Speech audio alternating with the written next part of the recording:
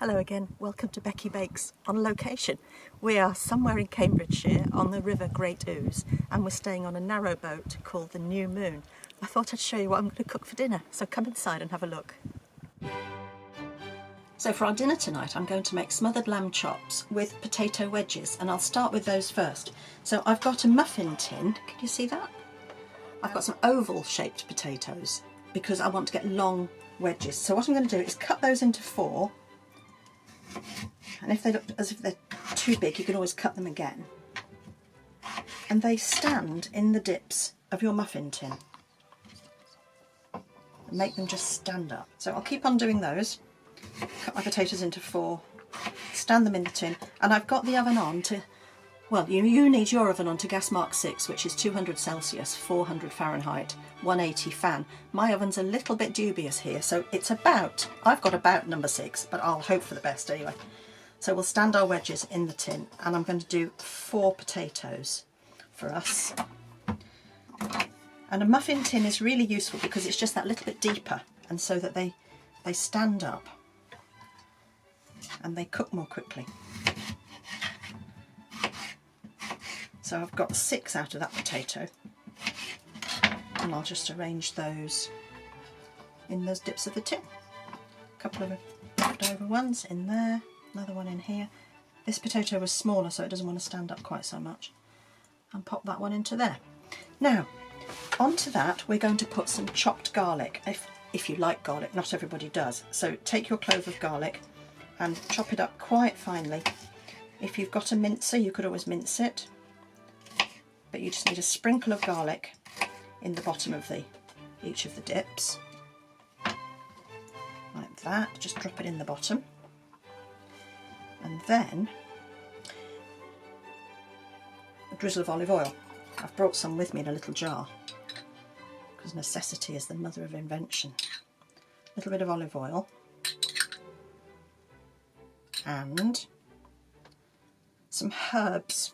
Now you'll laugh at this because I hadn't got a small packet of herbs or box of herbs, so I bought a bouquet garni, and I'm going to cut it open and I'm going to use the herbs out of a bouquet garni. If I can just get in there and sprinkle some herbs on. Now if you liked to have something a bit different, you could put paprika on there instead.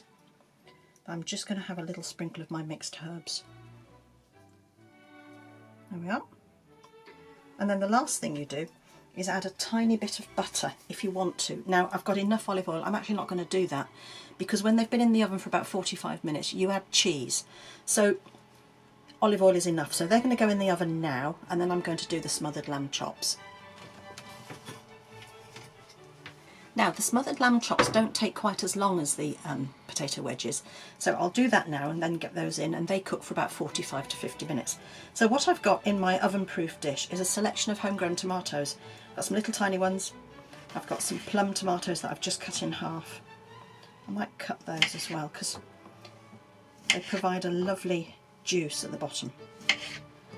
Another plum tomato. I haven't used our great big salad tomatoes or beef tomatoes that are coming ready. We'll just use that little selection there. So tomatoes first, and then onion, and it can be any kind of onion, just slices that you break up and sprinkle on top. Why they're called smothered lamb chops I've no idea, because actually most of the ingredients are underneath and not on the top, but never mind. So there's our onion. Then we use red pepper, and probably for 2 people it's about half of a red pepper, and I tend to cut the sides off so that I can avoid the pips, the seeds. And you want that to be cut in strips. That goes on the top. And actually I quite like pepper, so I'm going to use a bit more, a little bit more pepper. Right, there we are. Then on the top of that we put our lamb. Now they can be whichever sort of lamb chops you like, and I have got steaks, leg steaks, and you sit those on the top of the vegetables. Look at those, they're beautiful, aren't they? Alright, that's that. And I'm just going to dip my fingers. And then what we do next is we take a lemon and we put slices of lemon on the top of the lamb. We'll get rid of the end, but we want a sensible slice, not so thin that it's transparent. It's about 3 millimeters thick. And if you want to, you can put 2 slices, like that.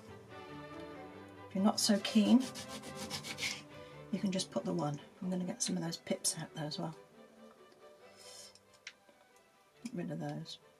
And what happens is that as the lamb cooks, the lemon softens, and when you serve it, you can just squish the lemon onto the meat, and it's got a lovely, lovely flavour that cuts through the fat of the lamb, and the juices melt and they go down into the bottom, and the vegetables cook in those juices.